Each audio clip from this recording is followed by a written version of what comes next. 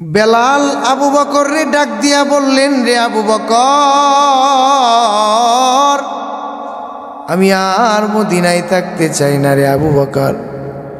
আবু বকর ডাক দিয়া বললেন, ও বেলাল, আপনি কেন মদিনায় থাকতে চান না? বেলাল ডাক দিয়া কয়, আবু বকর, আমি নবীর বড়ই আশিক। নবীর রওয়াজার সামনে দাঁড়াইয়া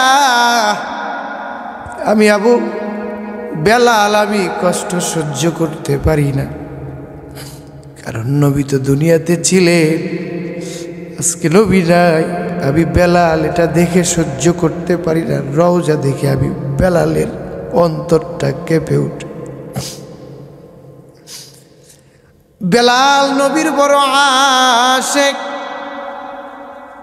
বেলাল হঠাৎ করে দামেস্কের এক শহরের মধ্যে চলে গেলেন। বেলাল নবী ডাক দিয়া কয়, বেলাল রে, হঠাৎ করে একদিন স্বপ্নে যুগে আসিয়া নবী বলেন, ও বেলাল, বহুদিন হয় তোরে আমি বেলাল মদিনার মধ্যে দেখি না, তুই কি মদিনায় আসবি না রে বেলাল? বেলাল একটু আসো, মদিনার মধ্যে আসো, আমি নবী তুই বেলাল রে দেখতে বড় মনটা চাইতেছে রে বেলাল। বেলাল সুদূর দামেস্ক থেকে নবীর জন্য পা পা হাঁটি হাঁটি করে করে মদিনায় চলে আসলেন। হযরতে আব্বাস ইবনে আব্বাস রাদিয়াল্লাহু তাআলা আনহু থেকে এই হাদিসটা বর্ণিত। মক্কার মধ্যে আল্লাহ পাক নবীরে জানায় দিলেন, কিছু মানুষ বলতো আমরা আল্লাহরে বড়ই ভালোবাসি। আল্লাহ এই মর্মেই তো সেই আয়াতটা নাজিল করেছিলেন, কুল ইন কুনতুম তুহিব্বুনাল্লাহ ফাত্তাবিউনি ইউহিব্বুকুমুল্লাহ ওয়া ইয়াগফির লাকুম যুনুবাকুম ওয়াল্লাহু গফুরুর রহিম।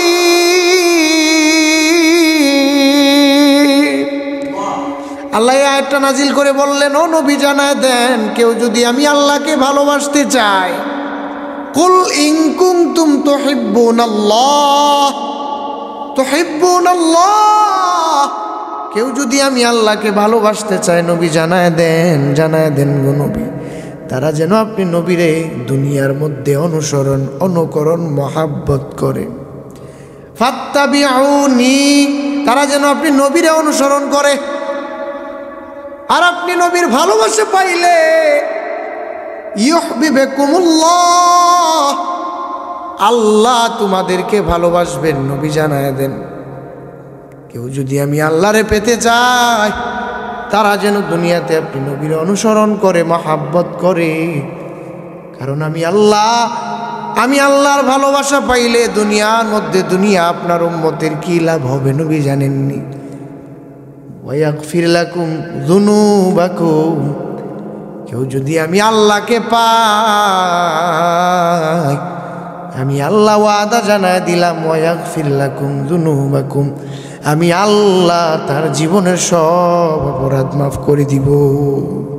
কারণ আমি আল্লাহ তো গফুরুর রহিম। নবী জানায় দেন, আপনার উম্মতকে বলে দেন, ভালোবাসাটা যেন বেলালের মতো হয়, ভালোবাসাটা যেন আবু বকর উসমানের মতো হয়। আবু বকর উমর নবীরা এত ভালোবাসছেন, এত মহাব্বত করেছেন, যা ভাষায় প্রকাশ করার মতো না, আকাশচুম্বী এত ভালোবাসা। এরপরেও নবী বললেন, আমার আখিরি জামানার উম্মতের জন্য বড়ই মায়ারে বেলাল, আমার আখিরি জামানার উম্মতের জন্য বড়ই মায়ারে উসমান, আমার আখিরি জামানার উম্মতের জন্য বড়ই মায়ারে আলী, আমার আখিরি জামানার উম্মতের জন্য বড়ই মায়া আবু বকর। হে আল্লাহর গোলাম, নবী জিন্দিগিতে উম্মতকে ভুলে নাই, আর উম্মত দুনিয়ার মধ্যে নবীকে ভুলে যাওয়ার জন্য পাগল হয়ে যাইতেছে।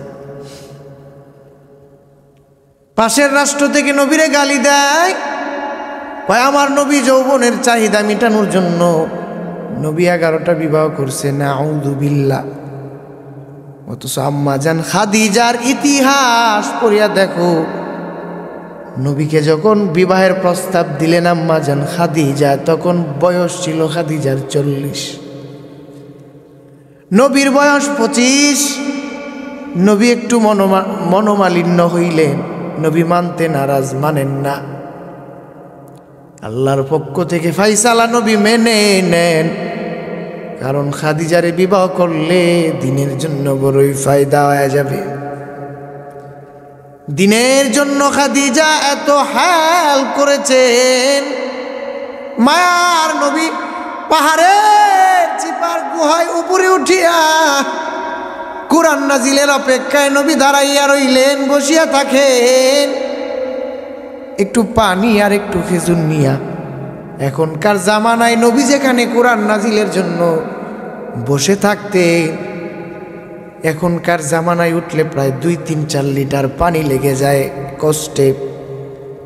আর আম্মা জান খাদিজাতুল কুবরা রাদিয়াল্লাহু তাআলা আনহা প্রতিদিন নবীর জন্য বিনা পানি যারা এভাবে উঠে যাইতে।